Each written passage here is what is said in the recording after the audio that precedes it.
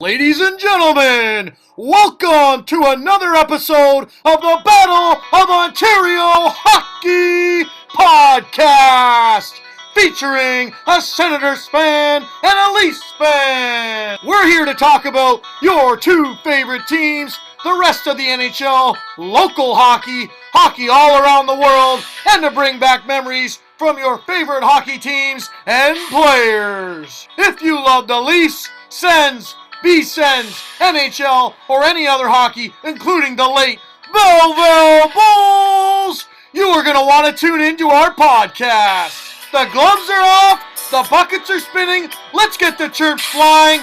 Welcome to the BOOclub! Ladies and gentlemen, welcome to another episode of the Battle of Ontario Hockey Podcast. I'm Broeks, that's Flem, the chump. In case you're wondering, the Ottawa Senators are still in the NHL, even though they've only played one game in about 2 months. So I'm wearing my Ottawa gear to remind everybody of that. And we've got a special episode today, guys. This is actually a really awesome episode.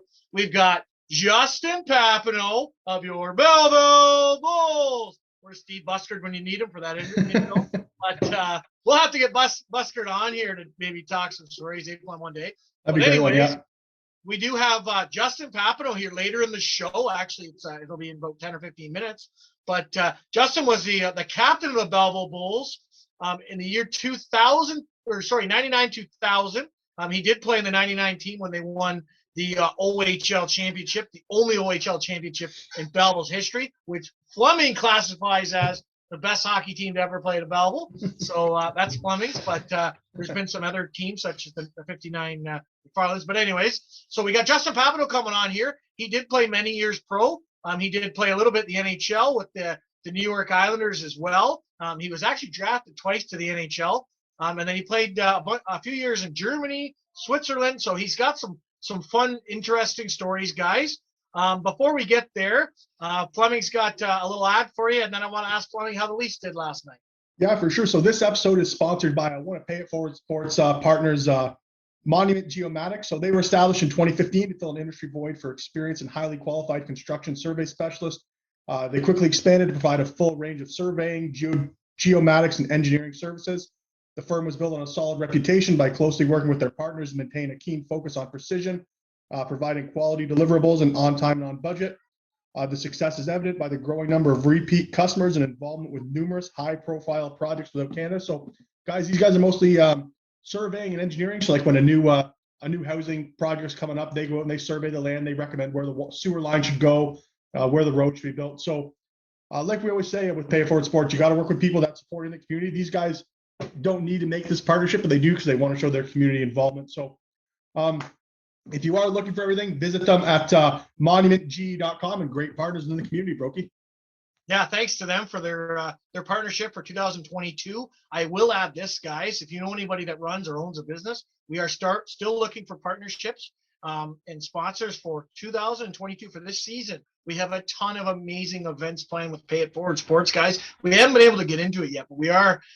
Unfortunately, we did have to cancel the first one, which is next weekend, but that's fine. We still have at least one every month. This summer is going to be awesome. We're hoping to have a great big one in April where the winning team, the whole hockey team, wins a trip to Las Vegas. How cool would that be? We've got some really cool golf ones coming up, guys. Something that we're going to announce very, very soon, but you might be able to play with some really awesome local celebrities as well. But before we get into that, Fleming, so Saturday night, your Toronto Maple Leafs played. Ottawa didn't get to play, but Toronto did. So they were up 4-1. And then what happened, buddy? Yeah, so the old Leafs, I guess probably kind of under Mike Babcock's team, they decided to show up and just stop competing is what I thought. So the Leafs end up losing 5-4 in overtime to a very good Colorado team. And Broeks, just to start, so yeah, you can rub it in. The Leafs lost 5-4, but a few takeaways from the game. First, I just want to touch on Colorado is, you don't get to see very much of the Avalanche, but goddamn, what an unreal hockey team that is. Like just with McKinnon, Rantanen, Landeskog, like it's an unreal first line. Kadri's like a huge call. Yeah, Makar, like Taves, he scored the winner the other night. They're just Byron. Yeah, they're just a good team. So fast, so quick. Joe Sakic, I know you listen to the show. for the love of God, please go out and find your team a goalie, because Colorado is legitimately probably after last night, I would think they're the leaders to win the Stanley Cup if I was going to lay odds. I'd say Colorado's probably the top of the notch, but they need a goalie. Like, that team is just so good, so fast, unreal. I thought it was a great game, Broke. I don't know about you, but a few takeaway from the Leafs is what I thought is number one. I think last night proved to me that they need to find an upgrade on the second pairing defense, particularly on the right side. I think Justin Hall had a horrible game last night. He looked soft. He looked like he didn't want to compete. And I think that kind of led to the second goal, which is let Colorado back in the game. Is he could have went in and kind of he just needed to box a guy out in front of the net. He's 6'4", 230 pounds. He chooses to let a 5'10" guy stand in front of the net. And it's just something that can't happen. I just think if he was a little more aggressive, a little more mean, he could have cleared the front of the net. Campbell can see that little wrist shot in the point. No problem. The Leafs can clean that up. But, I think that was the biggest takeaway for me, is the Leafs need an upgrade on defense, and maybe not just one defenseman. I think it's pretty clear they need a couple defensemen to come in and provide an impact. So that was my biggest takeaway. I got one other thing to talk about. Do you want to touch on that first, though, Brokey? I'm just wondering if it's 2017 still, because we've been talking about the Leafs needing another defenseman for 5 years now, guys. Yeah. So, it's just again and again and again. Austin Matthews with a couple goals last night. The guy's just got the touch. I mean, there's no denying it. But Colorado, I've been saying this for a couple of years now. I know Jason Bonnesdeal's, all hot and horny. But Colorado's a phenomenal team. The problem is they're not going to win a cup because they don't have the goaltending. Simple as that. Comes the playoffs, you let in a weak goal or two, or you don't keep your team in a game when they're just not feeling it. And that's what happens. And it's happened the last 2 or 3 years. And until they find a goalie that ends up being able to stop the majority of the pucks and not allow 4 goals a game, they're not going to do anything. At the end of the day, they're that skilled and that good, but they need a high-end goaltender. So if they want Murray from Ottawa, no problem, buddy. Let's get a first-round pick, and we'll give him to you. He's won 2 cups. He'll get 3. They could have had him for free a couple weeks ago, Brokey, so I don't think they need him. But I don't know what they're going to do. But honestly, it feels like a waste to let this year go. Like, that team is a legitimate Stanley Cup contender. Sakic needs to go and get them a goalie, at least someone to come in and play like a 1A, 1B kind of role with Darcy Kempfer. So that's what I took away. The Leafs need a defenseman. But another point I just want to touch on, because this was kind of a big story in Leafland earlier in the week, is Nick Ritchie was put on waivers earlier in the week. A guy signed just in the offseason for $2.5 million for 2 years. A guy that can no longer crack the top 12 forwards on the team. I know Marner and Engvall were out last night because of COVID protocols, so Ritchie drew back in. But I think this is a big wake-up call for Nick Ritchie, former first-round draft pick, played for the Peterborough Petes around here, but a guy that I think has probably been the big dog his whole life, and now he's got the NHL, and there's some guys that are, faster than him, maybe a little bigger than him. This is really a turning point in Nick Ritchie's career, I think. I think last night he scored a goal early, but he took a bad penalty late in the game with about 2 minutes left to put Colorado on the power play. I think eventually the Leafs Colorado did take a penalty. They got even. But, I mean, for Ritchie to be on the ice with 2.5 minutes left kind of makes me question Keith's decision on that. Like, the guy wasn't good enough to be on your team, 3 days ago. He went unclaimed through waivers. No one else wanted him. And then with 2.5 minutes left against the Colorado Avalanche, they're taking a penalty. So a little bit of questionable coaching in my mind last night on that one. And I'm really curious to see this is going to play out for Ritchie Brokey. I mean, he came in, he got some chances playing the top line early in the year, didn't do anything. So, I mean, it's really time for Nick Ritchie to go big or go home. I think if he doesn't have a good rest of the year, it's a guy maybe you can, consider his career might be over, might be a little bit of a wash here. Oh, it's definitely. I think the biggest thing with him is he's just the foot speed, right? We've been talking. He's way too slow. And we talked about that even when they got him. He said, like, is he gonna fit in here? Well, he's gonna play with these top guys, but the problem is it's all about pace. And if you can't keep pace with these top guys, you're just all you're doing is you're weight. You're holding them back, right? So, and that's the difficult thing, right? And he just, there's been other guys that are slower on Toronto but they found a way to fit in. They found a way, to be utilized. I mean, Simmons and Spezza are two that kind of come to mind with me, where Ritchie hasn't found that mark where, even though he doesn't have the speed, I think maybe the expectations were too high to begin with. Maybe that's the problem to start out with, because, I mean, they put him on the first line, and then it just doesn't work out, right? And I think maybe he is a player that could fit on another team, but I just don't see it in Toronto. But I mean, we'll see. At that but cap again, too, I mean, $2.5 million. No one's looking to, in this current economic situation, no one's looking for a third or fourth line and makes that much money, right? Guys like Spets and Simon are coming in on under $1 million deals. I mean, I just don't think the value's there with Richie right now. And that's the biggest issue, right? I think if he's sitting around $1 million, somebody picks him up, but that extra $1.5 million or whatever it is, they're looking at it going, you know what? Like, it's just not worth the risk right now, right? So it'll be interesting to see how it plays out the rest of the year, especially with the COVID situation. You know, it seems like everybody's losing players to COVID each week, so everybody seems to be getting opportunities. But when push comes to shove down the stretch and everybody's already gotten COVID, are they going to get it again? I don't know. I don't want to get into that COVID talk, but my whole point is maybe people are more healthy in a couple of months compared to now. So we'll see what happens down the stretch. Yeah, for sure. So that's a good point here. Yeah. So I didn't really much else to touch on the Leafs here, Broke. I kind of thought they played a pretty good game considering they're missing Mitch the other night, but just the compete level wasn't there after that second period. They got up to that lead. They decided to coast, and you can't do that against good teams in the NHL. On a plus note, Brokey, I did put $50 down on Colorado last night when they were down 4-1 at about 5-1. So that was a decent little, I wasn't too upset when they lost in overtime. You know what I mean? You are a chisel. You're I knew you were going to say that. That's just a typical Fleming move. I mean, the only other guy I could think that might do that is Kyle Hawkenschultz, snarking shoulders, trying to get his paycheck back. I don't know. Anyways, hey, when the odds are there, you got to do it, buddy. That's how you make money. All right, that's why you're rich. But okay, you said you had something else you want to talk about? No, I have not besides Papano. No, I don't have anything else I want to talk about. So I can't really say much to the Ottawa Senators. They haven't played much, and the only game they played, they didn't play. So they lost 6-0 to Toronto. Ottawa's games keep getting canceled. It's going to be interesting to see what happens down the stretch. How they play 1 million games in like 10 nights, but I mean that's a little bit exaggerated. But you guys get what I'm saying. It's getting tight. They're supposed to play Monday night in Edmonton, but yesterday, I think it was Saturday, sorry. I think Edmonton was come out and said they had like 11 more players in COVID protocol. So I would highly doubt that game actually goes through. But we'll see. So anyways, I do miss my Ottawa Senators. So we'll see what happens down the stretch. The other team there's only one team that's played, and actually I didn't even realize this. They've played less games than Ottawa. They've only played 28. Is the New York Islanders, and there's another team that we had higher expectations for this year.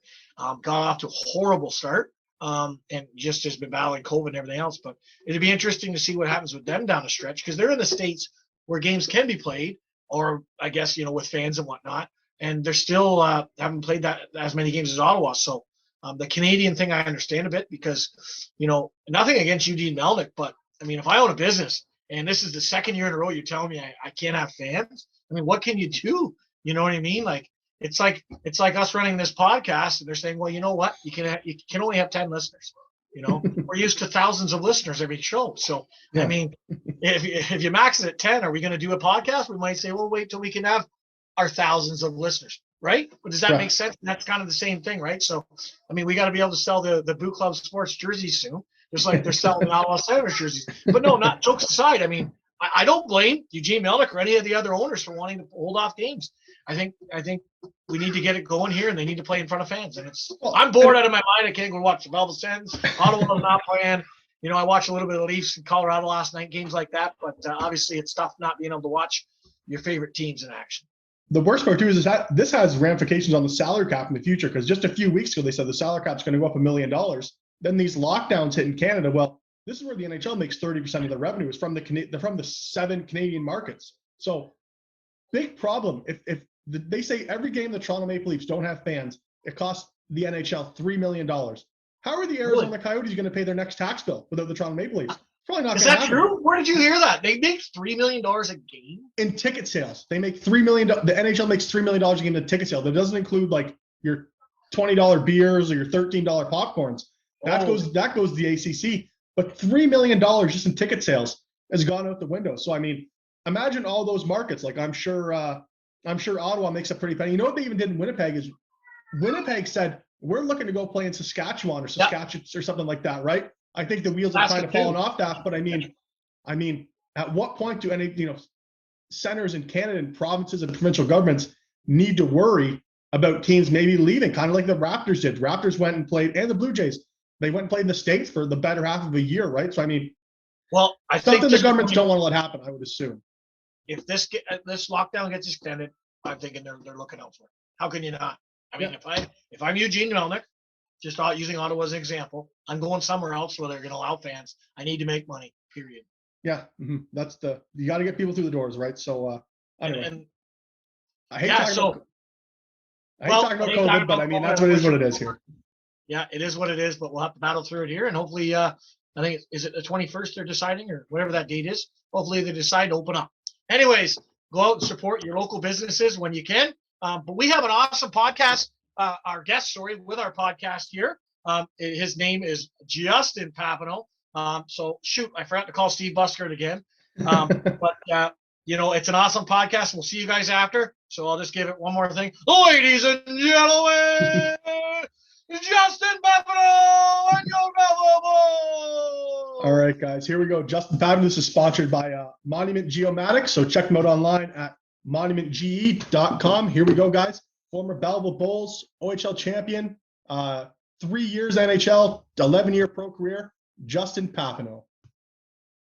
All right, guys. This man is one of the greatest Belleville Bulls of all time. He ended his career in Belleville as the 4th leading point scorer and has the 2nd most goals all time. He would go on to lead the franchise to its only OHL championship, where he was the playoff MVP, scoring 51 points in 21 games. In his final season as a Bull, he got the honor to be the team's captain. After graduating out of the OHL as a 2nd-round pick of the LA Kings, he would go on to play 11 seasons of professional hockey, including 3 years in the NHL. Ladies and gentlemen, a man who should have his number hanging from the rafters at the Yardman Arena, Justin Papineau. How's it going, buddy? Thanks for coming on. Yeah, no worries. Yeah, thanks for coming on. I thought we'd maybe be able to get the old Steve Buskard there, because one of the memories I have, probably one of the fondest ones, is just when he'd enter, when you would come on the ice, you would be first a lot, especially when you were wearing the C, and it was, ladies and gentlemen, Justin Papano and your Belleville Bulls. What, mine wasn't as good as that, Brokey, or what? He does a lot better than me, but I tried to do as best I could. But I definitely have that fond memory. Flem and I both had season tickets growing up. We would have been around. We would have been what? Well, at the time you were playing, probably from age 8 to 12 or something like that, Flem? Yeah, about that, yeah. Primary as a kid growing up, and you guys were our heroes. So now we get to look back at and talk with a lot of you 20 or so years later, and it's a ton of fun. So thanks a lot for coming on today. Yeah, no problem. Anytime. Yeah. So why don't we start with your? I guess we'll start with your career in Belleville. So obviously a high draft pick, 1st round. So I guess to start, what was your feelings like when you got drafted to Belleville? I mean, kind of a smaller town, but did you know you were on the Bulls' radar? And then what did it feel like to get drafted in the OHL at such a young age? It's kind of funny. Nowadays everybody's on everybody's radar. You get so much with the internet now, right? But back then it was like, it was all over the phone, or it was the emails were out. But again, it's not like now you can track yourself, right? So I think they took a chance. One more pick, I was going to be an Ottawa boy, right? So after kind of holding out for that long, Bell was like, you know what, we're going to take a chance, and brought me down, and that was the beginning of it, right? I mean, at that point, playing in my hometown would have been great, but my 4 years in Belleville was extraordinary, right? So it was a lot of fun, great city to play, great fans, great people, right? So I still get in contact with a lot of them, so it's good to be on here. Yeah, well, that's great, and obviously you got to play in probably the prime time of the Belleville Bulls, right? Winning the only championship. Obviously, you spent 4 years here wearing the C. We talk about that all the time, where it was kind of the late 90s, early 2000s is that mecca where it was kind of the best, Flem? Yeah, for sure. Yeah, the best. And I know a lot of the people we know in the area, they always talk about that era, how there's a lot of good hockey players, and especially on the teams you played on, right? Like Chichu. There's just a ton to go about, right? So Robinson would have played. Did Robinson? Yeah, he was a rookie. He would have played 2 years ago, right? The rookie line: Robinson, Renzi, and Newberry, right? Yeah, the R&R. So we've had Renzi on. We kind of had Newberry on. We had some technical difficulties. It was a while ago. We're going to get him back on, though. So we're getting those guys on. But we might as well start. Why don't we start right at the best part? maybe you could talk us through that championship year. That's probably got to be one of the best, just on how that all took place and how you guys ended up getting it done. Yeah, I figured, like, you know what, I went to World Juniors that year, kind of got cut at the end there, bit of a injury had going on, and kind of felt I had been kind of gypped a little bit, right? You know, I came back with kind of a purpose, you know, go and say, hey, look at, you know what, we can be one of the teams. We fell short the year before with a great team.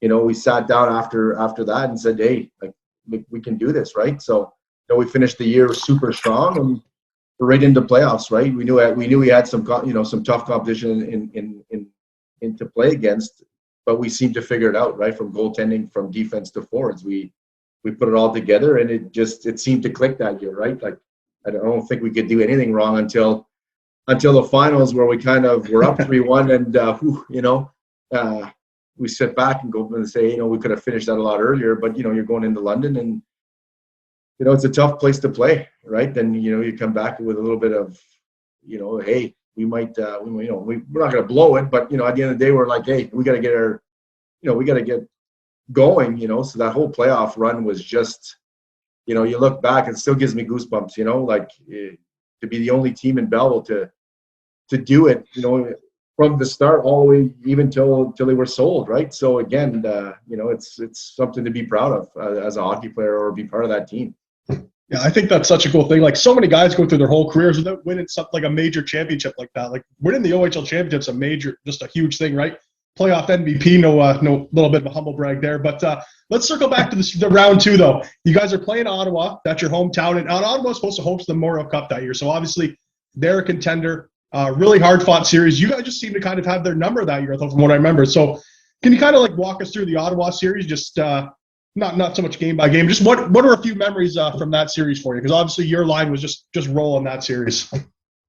Yeah, I mean, like I said, we had their number all year. They're the host. I mean, I know they had, you know, they always saw we had some injuries, but so did we, right? Yeah. That's the way it goes, right? Mm-hmm. I mean, you know, they're the host. We go into the game, we win in overtime. You know, we play these tough games. You know, going into hometown, saying, you know what, like, they're the host. We get it, but we're on the mission to win the league, right? That's, you know, and they're one of the teams to have to play. You know, you have like Dan Tessier and Zoltek and Boynton and all those guys playing against us, right? They had a good team, mm-hmm. right? It just, you know, we were rolling. Our line was rolling. You know, Cheech and Ryan Reddy, our line was great. We were leading by example. We were leading on the ice, and the other lines just seemed to follow behind us, right? So it was just one of those series where I'm going back to hometown, and I'm in there, and you know, I have my fans, my friends, my family, and it's like, hey, you know, you're going back. You're pumped every game to play, right? And every time I went to Ottawa, always wanted to, you know, put on a show. That's you know what I wanted to do going back. You know, I mean, some players only get to play a couple of times in their hometown, and I was only, you know, 2.5 hours away. So every time you went, it was just, hey, you know, a lot of people there, and it was just a great feeling. Were any of the boys, like your high school friends, or, you know, maybe your elementary school friends, were they on you kind of come the second round that year? Because obviously they would want to win too, right? So did you take any heat from the fans or any of your old friends? Well, for sure, right? If you're just jokes, yeah. 60, you know, you're always an Ottawa 67 fan growing up as a kid, right? So, you know, mm-hmm. some of my friends, you know, wanted me to be successful, right? My good buddies, you know, but imagine, you know, going and, you know, some of the friends, I mean, and fans, you know, like, yeah, in one way they're disappointed, but at the end of the day, you know, they got what they wanted in the Memorial Cup, right? But, you know, we had to win 21 games to get there, where, you know, they played 10. You know, yeah. It's a big difference, you know, looking back at it, right? But, you know, I mean, it's always fun to play in those games, and that's what hockey's all about, right? There's got to be a winner, there's got to be a loser, right? Yeah.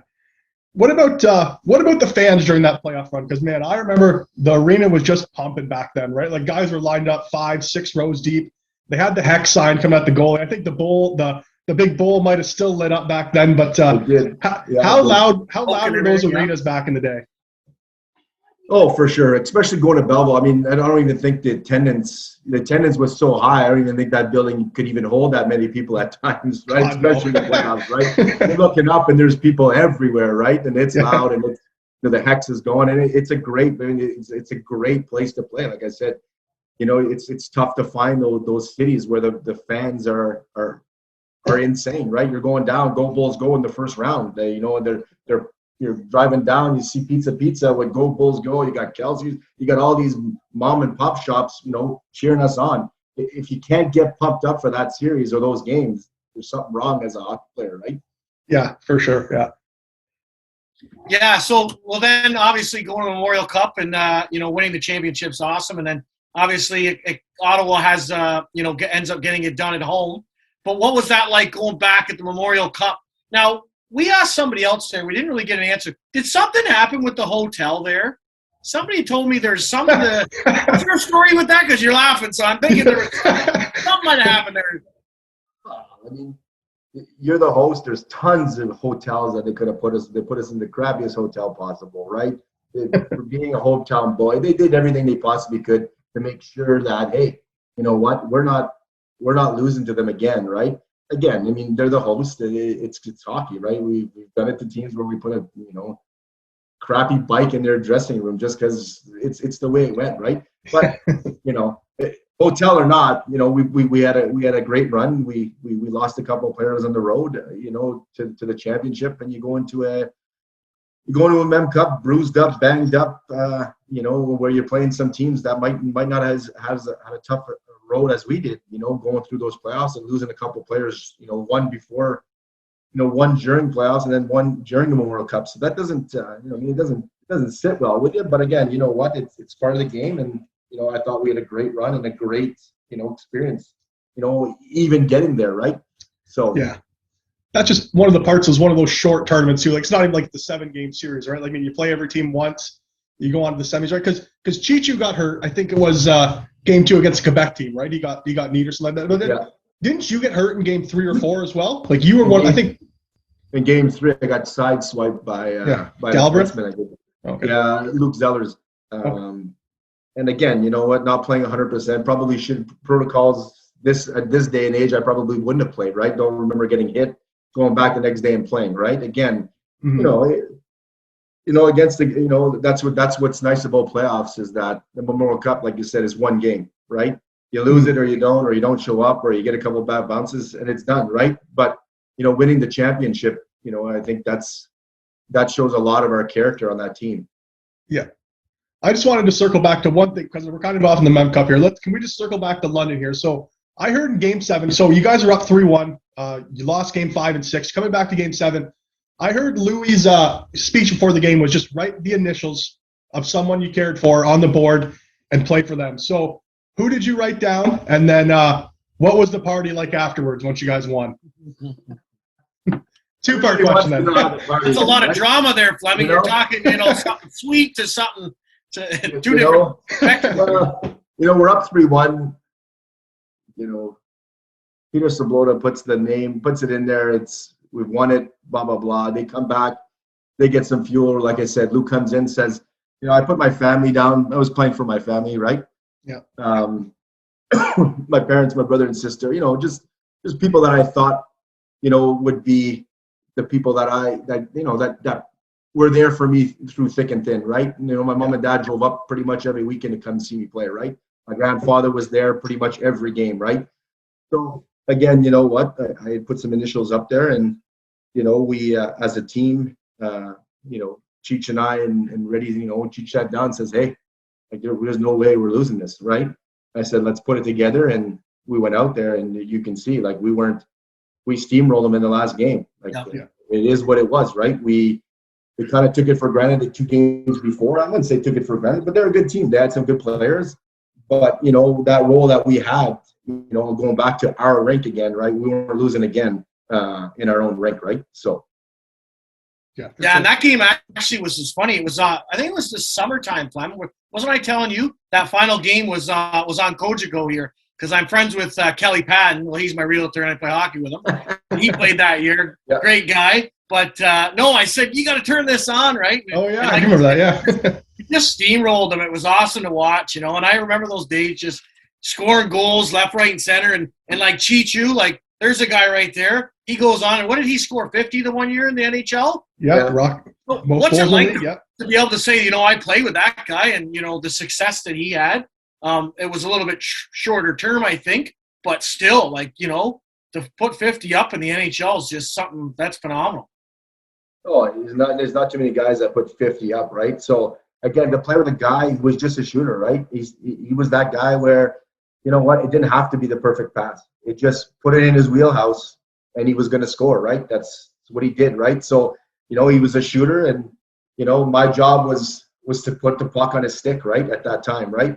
Again, you know, it was fun to watch. It was fun to be in, right? Just, you know, when you look back and you see those games and you're like, ooh, you know what? Wow. You know what? Like, everything we seemed to do just seemed to click, right? You know, there wasn't, you know, we steamrolled a few teams and we just, you know, like I said, like, you know, every night we were putting up points, right? To make it happen, to make it, you know, I'd say, like, make it rain. It just seemed, like I said, it was such a fun part, right? And then, you know, the after hour party, right? Like, you know, people are still sitting in the stands. I opened the door and said, hey, let's go. Well, you know what? You know, the guys thought I just opened the door and said, hey, we're having a party, right? Like, it was, I mean, I didn't even know people in the dressing room. Some of the fans I didn't even know, right? They were just in there. I said, well, this, you know, they're like, what are you doing? I said, well, we won. Like, you know what? Like, this is what these people want, right? People were still there. I think we were still in the dressing room until 2-3 in the morning, right? So, that must be an awesome party. That game had to end at like 9:30, 10 o'clock. Like, they didn't go that late, right? So that must have been a big shaker there in the room. Yeah, it was fun, right? It was. Yeah. I mean, you know, and then we ended up, you know, we ended up going to the Bahamas that summer for winning, right? So again, it just seemed to just keep rolling, right? So, you know. Awesome That's gotta time be something to be able to go with the team to Bahamas, though, eh? That must have been. I imagine we can't get into too many stories with that trip, but I imagine that's going to be one memory you won't forget either. But to connect with that, I guess we're talking about partying a little bit. What was it like in Belleville? We always ask the guys. Little Texas seemed to be the theme. Did you ever make it out there or anywhere else? We went. I think we went everywhere, right? I mean, you know, once you come of age, right? I mean, you do it smart. You know, you got to be smart. You know, you got to know when to do it, when not to, right? Like I said, we were rolling that year. Things were going great. You know, it was fun times. We went to the bars when we were allowed, and you know, we were smart when we had to be, right? So, you know, it was a fun city to party in. It's small, you know, and everybody. I mean, it's only so many high schools, so I mean, everybody knows everybody, right? So it's always fun to go out. Yeah, for sure. Definitely a big difference from going from Ottawa to Belleville, right? You're about 1 million people kind of thing to 50,000 here, so it's got to be quite a big change for you, right?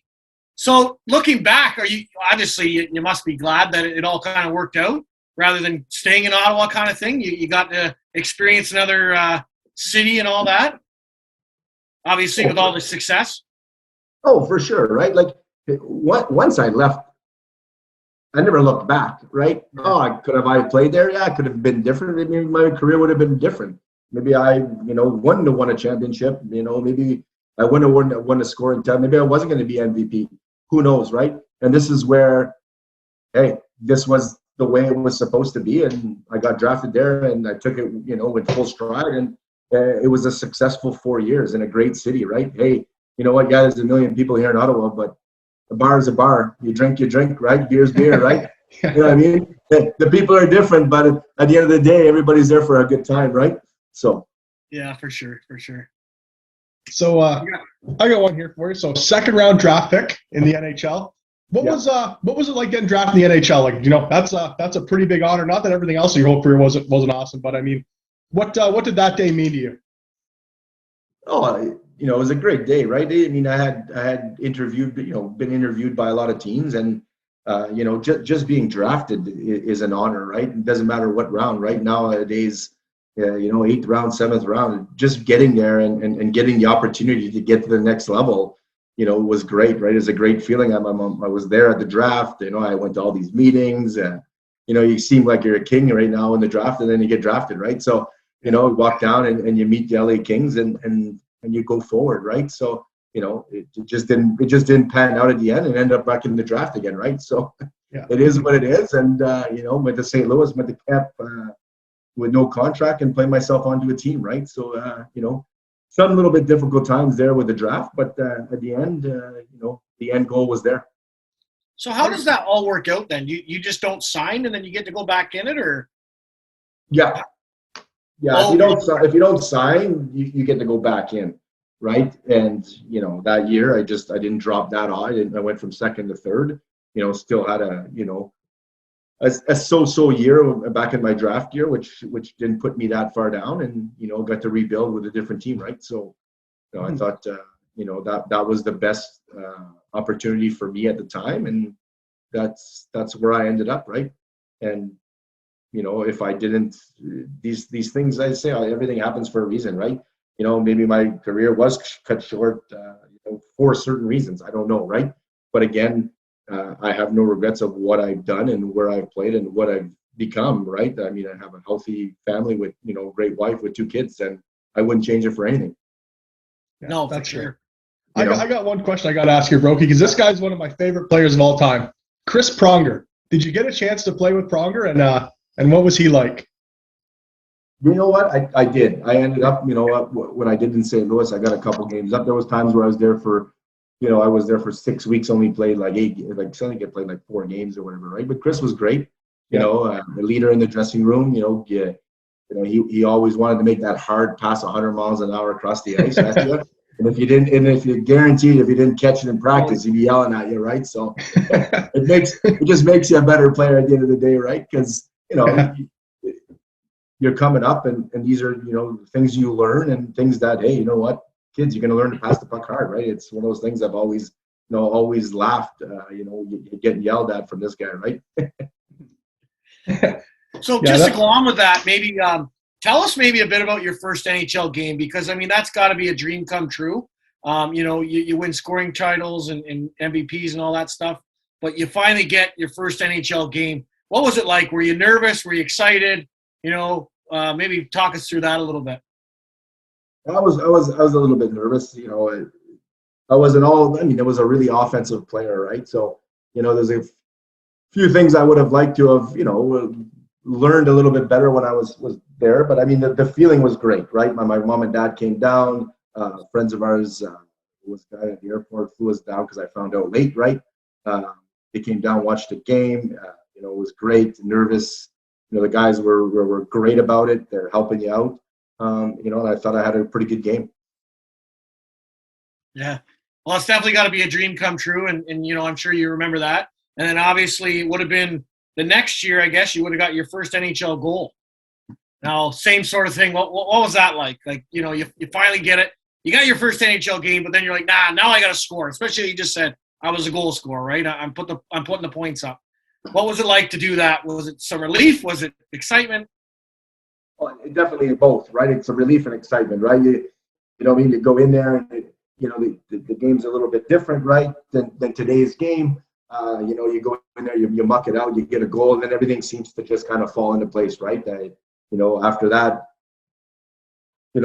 I played up a few games, get that feeling, get back down to the minors, and then the next year get traded, right? So again, go on to the Islanders, finish the season great after my trade, went down to the minors again, go back up, score a bunch of goals, and then play a full season with them, right? So again, getting the monkey off your back as a goal scorer, was a great feeling, especially walking on the ice and scoring, right? And I scored an OT goal for St. Louis against Vancouver, top corner. I totally remember those goals, right? I didn't score a whole lot of them, but at the end of the day, you remember the ones you scored, right? So that was my next question. So you do remember it, kind of play by play, your first goal for sure? Like whatever. Oh, I remember. Yeah, it was just shy. I mean, just goalie's on his back, and I remember scoring an open net, right? Because the scramble, and I just buried it in the middle of the net, right? So it wasn't one of these, going down and scoring top corner. But again, once you score one, then the relief's off, and then you can kind of focus on figuring out, how to stay up there and become an NHL player for years to come, right? Well, I thought you were going to say it was an end-to-end rush where you dangled 3 guys and that went top corner. That's what you're supposed to tell your kids and stuff. But no, I'm just kidding. But hey, it doesn't matter how you score them; you put it in the net. So that's awesome. Definitely, I can see the excitement in your face when you talk about it, right? reliving a memory, and I guess it would have been close to 20 years ago, right? So 18 or 19 years ago. So that's pretty awesome. And then obviously finally getting a chance. It seems like a fair opportunity in the island with the Islanders there. What was that like? Now you would have played in the Coliseum, right? Is that what? Yeah. I always liked that one better, and then they moved on. Yeah, they moved on afterwards, and it wasn't the other same one feeling, right? Yeah. Now, what was it like with that place there? Because it seemed like, I know when they played the last few years at it, it just seemed so loud, and the Islander fans always seem like they're kind of like Philly, right? They're the rough and tough, loud. Yeah. Yeah, they're blue collar fans. Blue collar. Sorry, I didn't get it out. It's like a Belleville fan base, right? Again, right? The blue collar, raw, let's go, right? Like I remember, being in the island, right? Had opportunities to come up and down, and then with injuries, it kind of it settled me back a little bit, right? But I got up to play a full year, up and down, and the stadium was great. I lived 15 minutes away. Guys were great. Maris Cherkowski was my roommate, right? Great guy, always, hey, let's go. We're going out to all these places, right? Because he knew the city really well, right? So great experience with that gentleman, helping me out in my career, right? And then, the lockout year happens, and then you kind of get behind the 8 ball, and then, things just kind of changed, right? Yeah, so for sure. That lockout year, sorry, Flem, but that lockout year, that would have been the year after, right? So would that, you think, kind of hurt your chances of kind of going back up and staying there, or? Well, for sure, right? I go back, I play in the minors, I dislocate my shoulder, there goes, a season where, you're in and out of the lineup, then the next year I go down 12 games in, I sign a contract with New York again, go into a season, get sent to the minors, play 12 games, blow my shoulder out, lead the team, and I'm done, right? 6 months, no more hockey, right? So again, with some bad luck and some injuries, I just couldn't seem to, to keep healthy, right? So, and then, the next year after that, decided to sign with New Jersey. Same thing again, by 29 games, lead the team again, hey, waiting for my daughter to be born. They don't want me to miss it. I get a call saying, hey, you know what, you might be going up, you're going to go up to New Jersey, you're going to skate you for a week and a half until, my daughter Olivia's born. I go out, play one game, blow my ankle out, done for the year again. So back to back to back, that's 3 years, where I've played, 80 games when I should have played, 240, right? Or, 200, right? Mm-hmm. So again, so 160, right? So again, you put yourself behind an 8 ball, and then you're, you start to get older. And I just told my wife, I said, look, I'm tired. I said, I'm gonna go to Europe. I said, but my buddies keep bugging me, come play. It's fun. And you know what? It was a great experience. Yeah, we've heard so many good things about Europe too. Like we've had guys go over there for 5-6 years, and they say it's just the time. Like even guys that play in the NHL say it's the time of their lives over there. So can you kind of speak to that experience? So you played in what country did you play in again? Sorry, I just blank. I played in Switzerland. I played in Basel, Switzerland. Yeah. Was a little bit of a rough go. I went over there not really knowing anything with 4 imports. My daughter was 6 months old.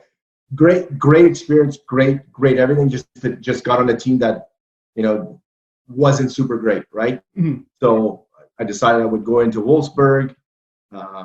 Ended up playing with Norm Milley, Ken McGowan, a bunch of guys I knew. They had 10 imports, 9 imports, and you know what?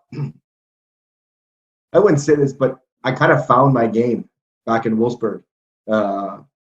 Happy, back to scoring, back to just being a two-way player, right? That, I kind of think I kind of lost track over my career a little bit. And like I told my wife, I said, this was the, great year. Like I ended up playing in the Deutsche Cup, leading the Deutsche Cup, in points, winning it for Team Canada. The next year I signed in Mannheim, and, I go and break my back in 2010, right? So again, another injury set you back, but again, it is what it is. But the overall experience was phenomenal. Like I would have, if I would have broke my back in 2010, I probably would have stayed and tried to play till I was about 35 to 38, right? I still would have had another 5 to 8 years playing in Europe just because my wife and I loved it so much, right? Yeah. Did you break a mirror or something? Because I didn't realize you had this many injuries. Holy, you had some bad luck, eh? Just seems like I knew a couple of them, but I that's got to be tough, And good for you because you battled back from a lot of them. But I mean, the back issues. I have a bad back myself. I've never broken or anything like that, just joints and muscles. But it's always something that it kind of probably never. Well, nothing really heals 100%, but because there's so many joints, muscles, bones, everything kind of connects. Definitely got to be hard to heal from, right? Well, yeah. Like when I went and broke my back in Ingolstadt, right? And it's a bit of a tough pill to swallow, right? Playing great hockey, going to be going to Deutsche Cup. Mark Messier is going to be the coach of Team Canada that year. Things are really rolling. Take a bad bounce, break my back. The doctors come back, tell me, 8 to 12 weeks, you're going to heal up. You're going to be fine. You have a vertebrae that's fractured. Hey, you're coming back. Go back after 9 weeks after, running. And I have a brace from neck down to waist, not being able to move, to, hey, you need to sit down. We got bad news. So what are you talking about? He goes, you're going to have to get a vertebrae replacement and 2 discs. So what are you talking about? I said, I was going to go back playing. I said, I was running. He goes, wow, if you slip, you only got about a quarter of your vertebrae keeping you standing still. Look, you have big back muscles or you'd be paralyzed today. So you need to do surgery. So my surgery is tremendous surgery. It's 6 hours of reconstructing screws, bolts, nuts, a full insert. I have titanium vertebrae and disc, like they're out. There's no more bone. It's metal, right? So that's when it doesn't end on your terms now, right? My luck ran out, and in 2010, just before Christmas, I spent 14 days in the hospital, not being able to do anything, right? So and I told my wife, I said, look, I can kick a can and try, but Doc said, well, we don't really want you playing at the high level. You can play in Division II. I decided, my wife and I said, look, I'm not going to get hurt again, right? If they get hurt, it's non-hockey this time, right? So again, it's a tough pill to swallow, right? Like it's not your term, it's not my term to end my career, but the injury did, right? So it is what it is, right? Do you kind of contribute the injury just to kind of how the game was played back then? Because I remember just particularly in Belleville, like you were getting cross-checked, slashed every night, and you weren't a guy that shied away from the physical play. Like you were always one of those guys that, I don't know, I just kind of thought today, compared to kind of like Zach Hyman, like you were in the dirty spots, like you still scored tons of goals, tons of points, but you're always involved in the play. So do you think that just kind of wore on you over the years? Like 15-year career, lots of things can linger, right? And the game is the game today is faster and more skill, right? But back then there's a lot of cross-checking, a lot of punch and grab, and a lot of a different era and different game, right? Yeah, so, for sure. I mean, over a course of career, right? There's a lot of guys that have injuries and they play in the NHL and they come back from it, right? But then there's guys like myself or other guys in the game, even in the new game, they get hit twice and the concussion, they're done, right? Again, yes, the physical play is always there, but even today's game, it's physical. It's physical on your knees. The game is faster. It's quicker. Back then, it's a little bit slower, more cross-checking, more. Can I relate it to that? Maybe. Did I go in dirty spots? Yeah, I've lost 6 teeth. I've got stitches all over the place. I got a broken hand, and yeah, the game is what it is, right? There's just guys that are a little bit more prone to being hurt, and there's guys that go, that are Iron Man, and they've played 648 games without an injury. You're like, whoa, what happened, right? It's just it's just bad luck at the end of the day. I wouldn't say bad luck. I mean, it is what it is, right? So yeah, for sure. But I just want to say something positive here because we kind of got on a little. That's what I was just not a negative thing, but I do want to say that it seems like obviously your career was a little bit short, but to be able to play in the NHL, to score some goals, and to play in the leagues you did, I mean, you got to still be proud of that and proud of everything you've accomplished, right?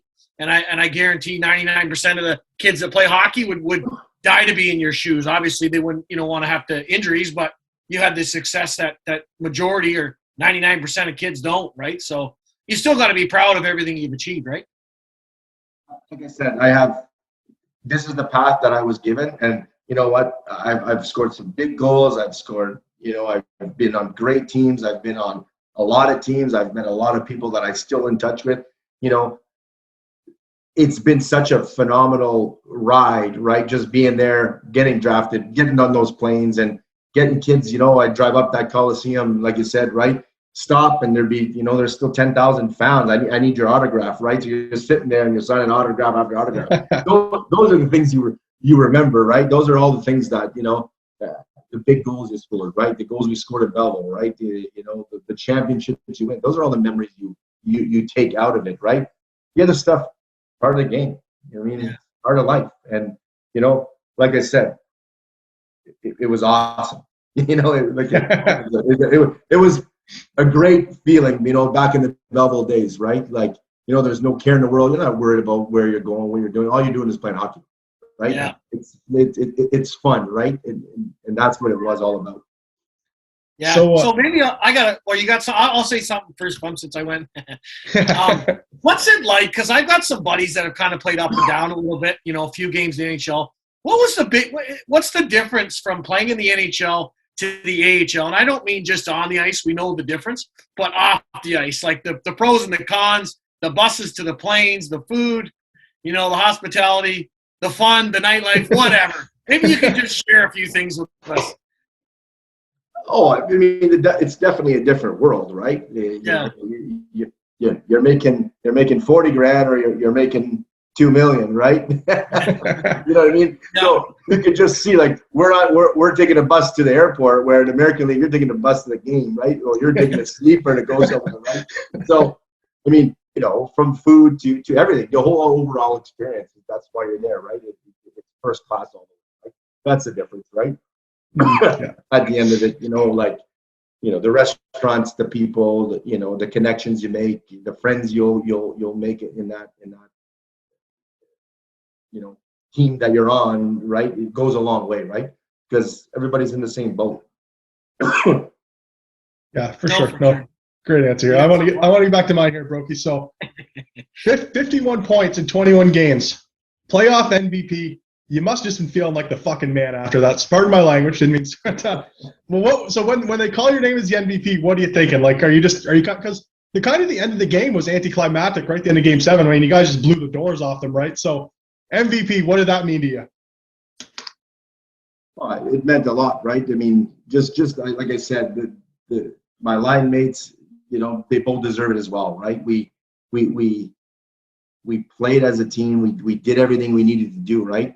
It's just, I thought that series it just seemed to, like I said to my buddies, I said, everything just seemed to be a hot stick. Every time I touched something, it seemed to, go somewhere, great, right? So winning that award, winning the 99 award, right? Wayne Gretzky got that, the 99 at the time, right? Yeah. And like I said, there wasn't even a trophy, right? That's, you laugh at it, but there was no trophy given to me, right? It was just like, well, here's the MVP, right?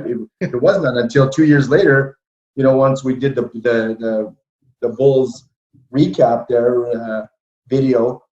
That's the first time I'd even seen that trophy, right? Oh. Yeah, I'd never seen it.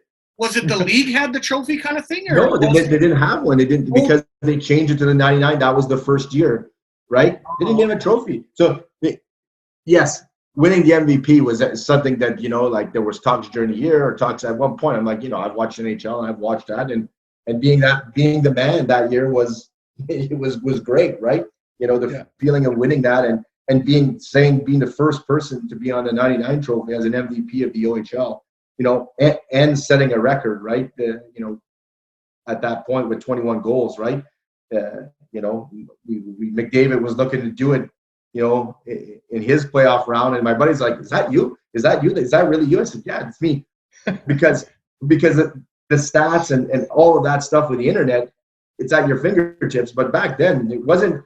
You'd have to go through a booklet. It wasn't all like the internet was stats, you know what I mean? Like, it wasn't like it is now. Everybody knows their stats. Like my little guy who's 10, they have the stats and who's scoring, who's not. Yeah, yeah, none of that, right? Yeah. All we had, is reading books or finding it in the paper, right? Yeah, for sure. Here, The line just something special. I remember that line. You, Renzi, and Chichu, like just Reddy, sorry. Reddy, just the guy that go to the corners. You know, he'd get the puck to you, and you'd probably pass it to Chichu, bury it. Or not saying you're not a goal scorer because you did score 6 more than the playoffs, but I mean, just one of the best lines I think the Bulls have ever seen. Right, just kind of the perfect thing about scoring. You know, grit, just the whole everything in there is such a great line. I love that line so much. I don't know if you could say a better line, could you, Flem?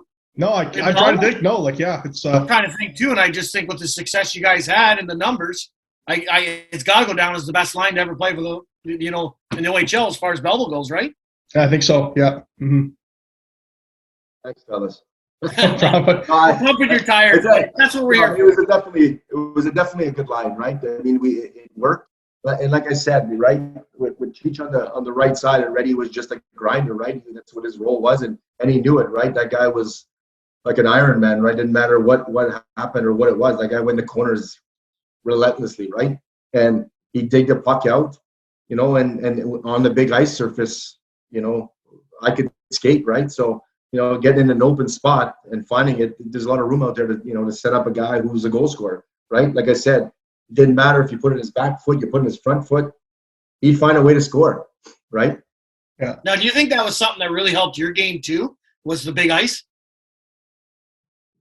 Yeah, no. I mean, the game, the ice's surface is bigger, but when you beat someone out of the corner, it's farther to get to the net, right? So again, there's pros to it and cons to it, right? Like, yes, the big surface where you can skate and we can stretch kids out if you have a really good skating team. But then you look back and, the Bulls were successful, but why would they be more successful if they had that advantage all the time, right? So, yeah. You kind of look at it, I played in Europe with a bigger ice surface than that. But then again, there's teams that do really well on certain ice surfaces, right? It just depends on the players, depends on the style of game you're going to play, right? So, yeah, no, for sure. I felt that year playing on the big ice surface helped me. There's a lot of more room as a guy who, wasn't super big. I didn't always have to go banging up and crashing into those corners because the puck was maybe off the boards at that point now, right? Yeah. Mm-hmm. I'm going to take a different direction here, Broke. Yeah, I got a different. So 4 years in Belleville. What was the best prank that the boys played on, that you and the boys played on someone during the 4 years? Because we've heard some good ones, but I want to hear if you got any here. He's got to think now. I know. That's what we're changing it up. Oh. Were you around when there was a party at Ruck's house? Was that one of those years? And they left all the windows open or something like that? What was it? There's been a couple pranks, right? We did one on Renzi where we told him we were going to meet him at the end of his driveway, and we took a bucket of water and opened the garage door and threw it on him, choked him from head to toe, and then drove away. And I could see him running down the road. You guys are, we snowed one guy's car in. Was a wet snowstorm. The next morning it froze and we couldn't get it. I've done a few pranks, in my lifetime. So I'm trying to keep them somewhat, not too bad, right? So I always like asking that one. What Renzi's lives in Belleville now, and a lot of we know him pretty good. So and he's quite the character. So what was he like? Obviously, he was a rookie that year, right? Yeah. And Robinson and that whole line and Newberry, they were all rookies, I believe. So what was he like? Obviously, I mean, being a rookie, they probably got picked on a little bit, I guess. But he seems to be quite the character. So what was he like around the room and the boys? Well, he was like you said, he's a character, right? Great guy in the dressing room. Just wanted to win, right? Just wanted to play and be part of something, right? He's got his different ways sometimes, but again, you gotta love him the way he is, right? So, like I said, he's a funny character. He does a lot of. It's just Renzi, right? How we say it, right? And, he always, we got along really well. He was a really good team guy. So. Now, just touching on the Bulls again, doesn't have to be this year. Any unsung heroes, I guess, or anybody that really sparked your eye in your years in Belleville that maybe like wasn't on your line that you're like, holy, I really like this guy. He was a good teammate, or anything like that. Yeah, you know what, Kevin Baker, right? Baker, okay, yep. Like great guy, good team guy, or Randy Rowe, those two guys, stick out. They played on certain lines. Randy Rowe had after we left, had a great season, right? But again, I felt those two guys, did a lot of, weren't credited as much as we were, but again, they did a lot for our team, right? They both went on to play in the American League and so forth. But I thought, those two guys, were character players in a key role. When we look back at on that team, right? Yeah, I think that just points like all the depth on the team too, because I think it was like Baker, Stanley, and Rowe were the third line, right? But didn't Baker get hurt late in the playoffs that year? You guys won pretty badly too, actually, didn't? Yeah. Again, another guy who scored 40 goals that year, right? Out with a knee injury, right? So again, you lose him, and then you lose Cheech, two guys who scored 40 goals that year. It makes, you lose a big part of your team, right? Yeah. At that point, right? And then you got to fill that gap, right? And some of our other players have to step up and take those roles, right? Which is what hockey's all about, right? Stepping up to the plate, and that's how you become you become a hockey player, right? Yeah, I didn't even realize that he got 44 goals that year. Holy! I know, now, third line, isn't that unreal? Yeah. One guy I got to bring up, because for me, I'm a small guy. I'm only 5'6". So when I played hockey, I kind of played a little bit, maybe somewhat similar, or try to. But Renzi called him this, and no one's ever said the truth to this. But anyways, the Chocolate Rocket, apparently, Nate Robinson. I loved watching him play.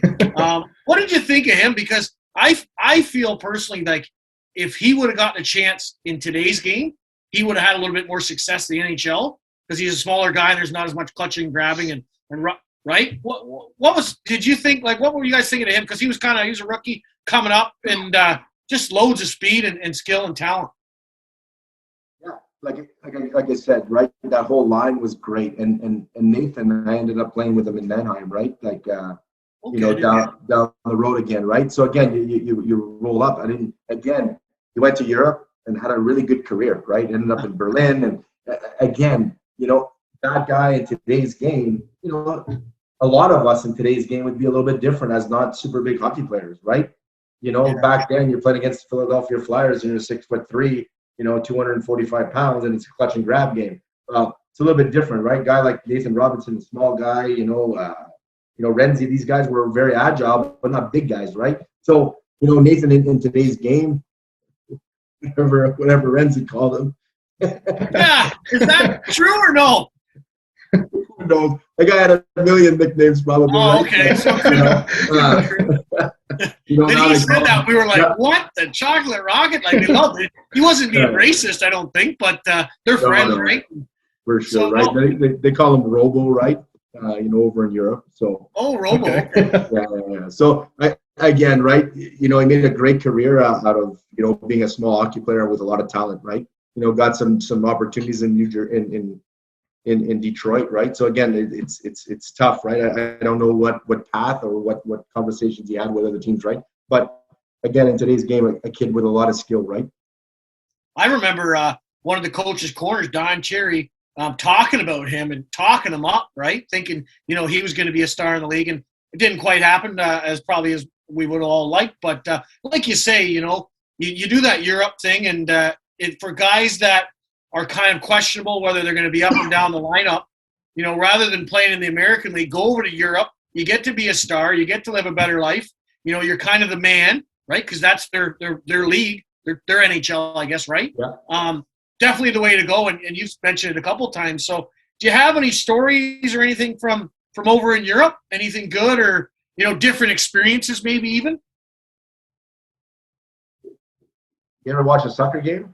Oh, yeah. Yep. It's like that in a hockey rink. Really? Oh, no. You know what? It's insane. Like I said, I played in Manheim, or I played in Wolfsburg, right? And they had a song that was Pappy, Pappy, Pappy, and it would go in German, right? So, again, you have, 5,000-6,000 people just chanting your name out, right? And then all of a sudden you're like, hey, this is a great place to play, right? Fans are crazy, kind of like your Belleville, right? Then all of a sudden, but don't forget, they're screaming all game because the rink doesn't shut up, right? They got singers in one end, they got, and then you win a hockey game and you're about to leave, and they're calling you back on the ice. Like, you're going back on the ice and you're doing these waves and goalies are dancing. It's a bit of a different thing, right? So again, these experiences, like I said, overseas are until you're there and until you actually go to a game, it's, or you go to Mannheim and there's 15,000 people, right? And you still got a section, right, of 6,000 people not leaving. They want you to come back on the ice. They want to chant. They want to cheer. They want to drink beer. 90% of those places, you take the train to the rink, right? Because, it is what it is, right? So again, a great experience in that. I love those stories too. And I've talked to people about that, right? Of how we're so different when we watch sporting events in North America to Europe or other places around the world, especially talking about the soccer. I've been to a football game in England and it was nuts. And then obviously you're saying it's like that for the hockey game. I haven't been to one over there yet, but you think that there'd be a way we could ever bring that to North America? Because I just feel like it would get get everybody into the game. I love that because it's about the fan experience. And as a player too, you got to know when those fans are going crazy, they're chanting your name. There's no way you're not getting goosebumps and you're not fired up. You know what I mean? Like that must have just pumped your veins. Oh, for sure. When NHL teams, certain teams are, you go into Chicago, it's super loud, right? They score a goal and all of a sudden it blows up, right? Again, the atmosphere of the passion of the game, right? Different in different areas, right? It's it's different, right? But if we could bring a little bit of that, like the whole atmosphere, it's like I said, right? Like I played in Switzerland and they told me game is at 6.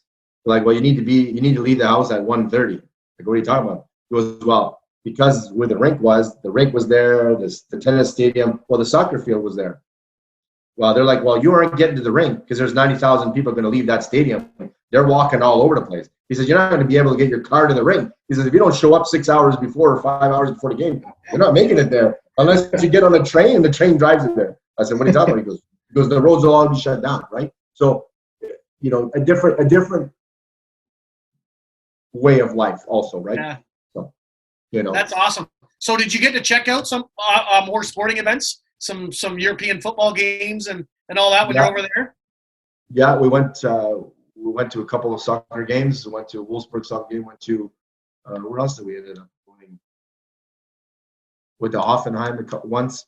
So we went to certain events, right? That we are able to get to. Handball games were in our rink as well, which is a huge European sport, right? So went to wrestling, all kinds of things, right? We had a wrestler in our dressing room, Oh, no way. sporting event. So Klitschko, which is a German guy, right? Which is Vladimir there. Hey, Vladimir Klitschko.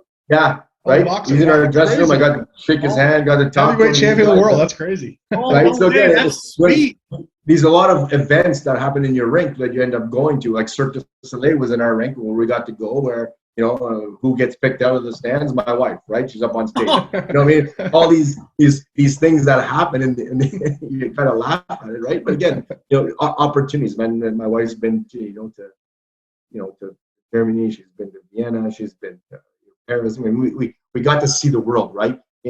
Playing the game I loved, right? So, even my daughter has been dragged everywhere, right? So again, it's a different outlook on hockey and a different outlook on life, right? So now, if you could maybe name just off topic, because you would have played in so many different cities, and you're saying you got to tour around. Let's say I'm going to go over that way over to Europe, Germany or Switzerland, anywhere like that. Where's the top couple best places where, as a fan, maybe to check out a sporting event or just to even see the city, the history of it? Give me a couple spots where, you'd recommend to go. I like Switzerland because it's a great Bern, places like that where the fans are crazy, right? One of the places I really like is Czech Republic. I played there a few times. The city looks like it was back in the day. Like the bridges were built, with eggshells, and it was never really bombed. So when you get to these places, there's a lot of history that looks the same, right? Germany has a lot of great places, but a lot of them were bombed, where the cities now are almost like a square. Like A1, A2, A3, B1, B1. Like they're different because there's a lot of history in certain cities because of that, right? So again, Switzerland was great. You're in the Swiss Alps. We were in the Swiss Alps of Europe. Those places were awesome, especially Bern. You're going into that rink. Your fans are almost on top of you. a cool, cool atmosphere. Yeah, I love it. I'm a big traveler myself, and I haven't done much in Europe, but you're just getting me excited. And I love checking out different sporting events. Right now, I want to go to a hockey game over there. That would definitely be cool. Yeah, for sure. You got any questions, Bum? I was just say, so for kids that are maybe not even kids, but just guys that are kind of on the cusp, would you recommend the Europe path? Like, it seems like something you really enjoyed, right? For sure. I mean, your goal is to get to the AHL, right? At one point, you got to feel it in your gut that, hey, you know what? I can also make a living playing in other countries, right? Not just the NHL, right? At one point, I could have probably kicked the can a little bit longer and took another jab at it. But in my gut, I'd say, hey, you know what? For all you people out there, there's other, there's Germany, there's Switzerland, there's Finland, Sweden. I have all buddies that played in all of them and have had, in Japan, and have great experiences, right? Where they get to live a different culture, a different life for a little bit, and then they come back, or they stay there, or they marry someone from that country, right? So again, you know what? The goal, most players at the American Hockey League, your goal is to make it there, right? But there is, like I said, other roads that can still make you a great career and have a lot of fun and play the game you love, right? Yeah, and financially, you can do pretty well over there compared to the AHL, right? And I don't know what it's like in Germany, but I know some of the places there's not tax, or the tax is a lot lower. So if you make like $300,000, you're bringing home a lot of it home, are you not? Yeah. So say you make 70,000 euros. Well, the exchange is say 150, right, or 160. Well, that money is tax. It's tax free there because they pay the tax for you, right? Oh. Then they give you a car, they give you a house, or an apartment or whatever, right? Depending on your status, right? Like when we were living in Wolfsburg, we had an apartment. My wife and I and the kid, we had 2 bedrooms and main floor and TV and all the kitchen and all that stuff, right? It's not like here where there's huge, big houses where everybody, different, right? So they have, again, right? There's a lot of opportunities out there, right? And some guys will leave university and come out here.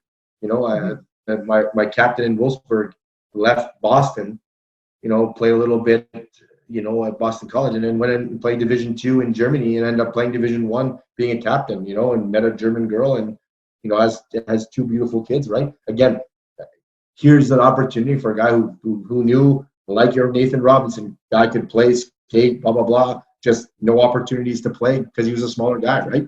So, for him, played 18 years now, he's coaching, he speaks the language, there's tons of opportunities, right? So is he living over there right now? Yeah, he was coaching, living, and everything. Yeah, his wife's German, and I didn't realize that. Good for him. Yeah. He goes back to visit his family in Boston, or they come up. But at the end of the day, he's full on German, and he was coaching a Division II team from the hometown that she lived in, and he's not coming back. That's awesome. Fleming, let's book a trip to Germany. Let's go to some. I'm all hot and horny for that now. Well, it's because we're locked down as of today, right? Or as now we're locked down. So I knew you were kind of pumping that travel. I knew you were going to those questions. I could see it in your eyes. You're thinking, I'm going to go to Germany, or I'm going to go to Switzerland. I could just see what you're doing there. I love it. Hockey and travel is my thing. So yeah. So Flem, you got any more questions, buddy? I had one more. Now I forget it. I was just going to say. So I don't think we've touched on this. So when you were named captain of Belleville your last year, was that a big honor? Is that something was that something you were looking forward to coming back from camp? Actually, I guess when you went the year before. Yeah, I mean, I knew at one point it would be like, hopefully it would have been my time to be captain, right? And kind of talked over it, and I think I was ready that year, and they it was an honor to have it. Like everybody else, right? It's your dream to be a captain, right? And I'd led some teams here as a younger kid. I mean, I played major Bantam, then end up in junior playing with, as a 14 to 15-year-old playing with 21-year-olds again, the youngest guy in the team again, right? So again, when I finally got to be, a veteran or, getting this team was a great feeling, right? It was an honor to be a captain of the Bulls, right? Yeah, and you guys had a good team that last year too. Like, you were probably thinking about making another run at the OHL Championship, right? Yeah, I mean, we did it. I mean, we fell short to Barrie there. But I thought we could have did a bit better. I mean, personally, I thought I struggled a bit that year for some reason. I don't know why, coming off that tough year. But after championship, put it aside. I thought we played well during the year. We just fell short a little bit. Yeah, I remember that year. It just seemed like it was Barrie's year that year, because even the year before, I think they were first place in the East, and they got bounced. I think they got bounced by Oshawa the year you guys won, and then coming into the next year, it kind of felt like it was you, Ottawa, or Barrie again. And that second round's a hard one to get out of that Eastern Conference there in the OHL. Those couple of years at least. Oh yeah, there were some good teams. Yeah. Especially, like I said, you play Ottawa the second round the year we go to the finals, right? You don't get through them. They might win that championship, right? Who knows, right? They were the favorites to win too, right? It wasn't like they didn't have they didn't have goal scorers or a good team, right? They had some good players on that team, good defensemen, and they were all around strong, right? Oh yeah, for sure.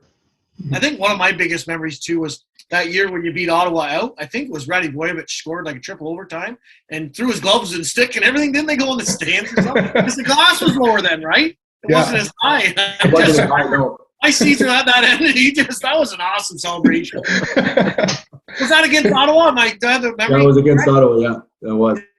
Yeah. That was such an awesome. And of course, you're 5 people deep standing room, and the place goes nuts. I mean, now you wouldn't get away with it because of fire code and all that, but definitely awesome memories. Yeah, you wouldn't get away with the hex anymore either, I don't think, eh? No, I think they banned that probably 7 or 8 years ago. They took away the hex. So. Oh yeah, they probably took away that. You can't. I remember one time a goalie was trying to hit it, and we go around talking about. Don't forget, there was no mesh. There was no. Netting, yeah. No netting, right? So that's a while now, right? That thing would get so close to the goalies. Like I swear to be within like a foot of their head sometimes. Like the plate be coming down, he'd be just shaking it like right in the guy's head. That was unreal. Yeah. Who would, if you were to look back and go, all the guys you would have played with, who's probably the most skilled where you were like, wow, this guy is just phenomenal with the puck? Besides yourself. In my Belleville years, you mean? Any league. I mean, I guess one in Belleville and then maybe one in Pro. Belleville, when I played with Cleary, right? Cleary. I mean, a guy with a lot of skill, right? A lot of, the puck seemed to follow him around as well, right? Very, seemed to be able to, he had a great career after that, right? So, that guy in Belleville was great, right? If we could have had him or put it together with that guy, it would have been, also a scary team because we had a good team when he was there, right? We just seemed we kind of fell short there, right? So,